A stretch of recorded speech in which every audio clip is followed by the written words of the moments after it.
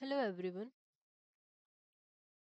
let's learn about useEffect. So useEffect is a React hook that lets you synchronize a component with an external system.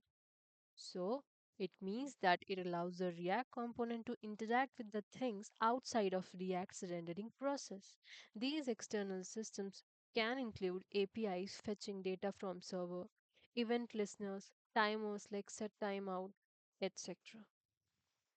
So use effect is used to handle side effect or byproducts. So what it means? Some changes happens in our app and with it comes side effect. Like when state changes, we might get some side effect. So to handle it, use effect hook is used.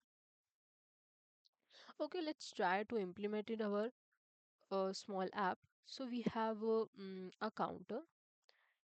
Okay, so what we are doing here, we are using use state here, and in this in this we are adding a button. Whenever that this button is clicked, the value increases by 1. Okay, so let's go to the our app in our browser. So every time I click this, the render happens, the state of the val changes and it increases by 1. Now let's add use effect. So first we will import it, and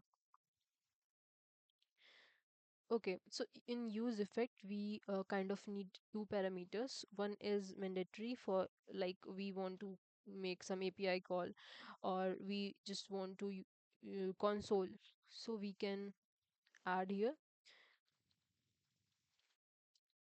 Okay, so we have added use effect in our app. We for now we are not adding the second parameter. So with each render, use effect is called. So this is the first time we rendered our app and we are able to see the use effect hook. So as I have not added the second parameter, which is a dependency, each time the page is rendered, the use effect will be called. And when the page is rendered, when the state our state of our React application changes, like something changes here because of use state, the state is changing. So with each click, use effect hook will be called. Okay. Now we have, let's add a dependency, which is an empty string. Now what happens? This empty string make it happens that even if the state is changing, it won't render because we added empty string. Only when we when we render our app first time, the use effect hook will be called. Okay, so like we are rendering our app for the first time, now use effect hook is called. And when we click on the button, use state re-renders the page, but our hook is not use effect hook is not called. Why? Because we added empty string. Now let's add val here. Now it is dependent on val. The change in the state of val is now responsible for the use effect. We have added the use effect function. Now let's re-render our page, reload the app now. And when this val changes, our use effect hook will be called. So let's add another button, and we will add dependency val only, and we will click another button and nothing will happen because use effect is now dependent on val. Okay, so we can just do it like val 2. We can just make it val 2 for now. Let's add its initial value 5. Let's add the button. We will name it here val 2, and we will here make val 2.